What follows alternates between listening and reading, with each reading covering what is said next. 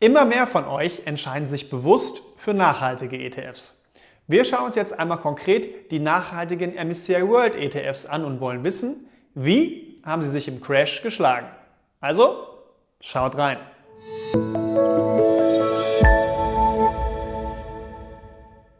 Der MSCI World ETF ist einer der beliebtesten ETFs in Deutschland.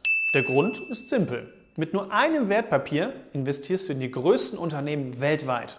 Viele Anlegerinnen und Anleger wünschen sich aber, dass bei der Auswahl der Unternehmen ein Unterschied bezüglich der Qualität, Renditeerwartung oder Nachhaltigkeit gemacht wird. So entscheiden sich eben viele Anleger ganz bewusst für nachhaltige ETFs.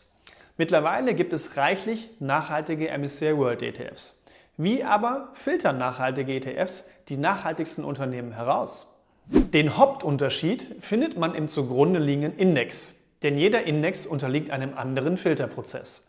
Auf Basis von spezifischen Filtermechanismen wird versucht, einen besonders nachhaltigen Index zu bilden.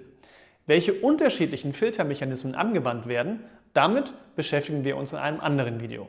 Jetzt soll es aber darum gehen, wie die verschiedenen nachhaltigen Indizes sich im Corona-Crash im Verhältnis zum normalen MSCI World Index geschlagen haben. In dieser Grafik könnt ihr die Wertentwicklung der verschiedenen nachhaltigen Indizes sehen.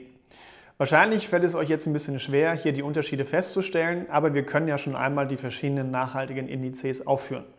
Wir haben hier also einmal zum Beispiel in Blau den Dow Jones Sustainable World, wir haben dann in Rot den MSCI World ESG Screened, dann den MSCI World SRE 5% Issuer Capped, den normalen MSCI World in Schwarz, dann den Liberty Q Global Equity SRE Index, dann haben wir noch den MSCI World ESG Universal, MSCI World SRE Fossil Reduced, in Gelb den MSCI World ESG Leaders, in Pink den MSCI World Low Carbon Leaders und dann noch in Grün den Solar Active Sustainable World. Ihr seht also, hier gibt es viele verschiedene Indizes, die man mittlerweile berücksichtigen kann und wozu es auch ETFs gibt. Und die Wertentwicklung, wie sie dann gelaufen ist, das werden wir euch jetzt mal in der folgenden Grafik näher zeigen. Betrachten wir uns einmal die Renditen. Also, der MSCI World ganz rechts in schwarz hat in den Zeitraum vom 01.01.2020 bis Mitte Juni eine Wertentwicklung von minus 4,8% gehabt. Dahingegen, und das war der beste, hat der MSCI World SRE Fossil Reduced, unter anderem bietet iShares in dem Bereich ETFs an, nur oder eine positive Wertentwicklung von minus 8,1% im Verhältnis zu minus 4,81% vom normalen MSCI World. Ebenfalls positiv im Verhältnis zum MSCI World hat sich auch noch der Dow Jones Sustainable Screened World Index entwickelt, aber auch der MSCI World 5% Issuer Capped sticht hier noch heraus.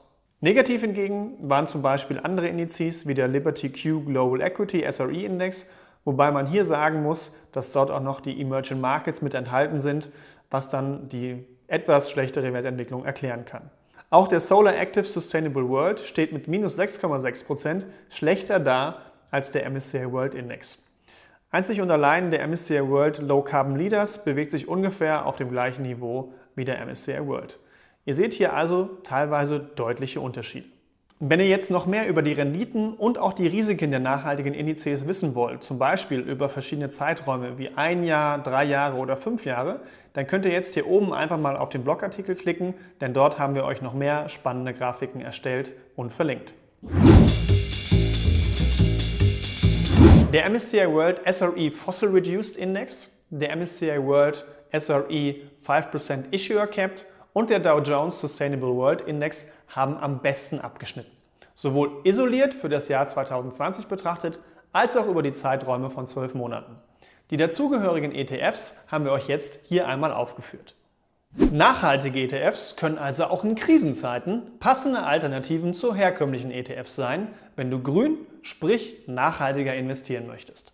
Wir hoffen, dass dir unser kleines Video zu der Performance von nachhaltigen ETFs gefallen hat. Wenn ja, dann hinterlass uns doch gerne einen Daumen hoch. Und abonniere auch mal gerne unseren Channel hier unten, denn da gibt es noch mehr spannende Videos zum Thema nachhaltige ETFs.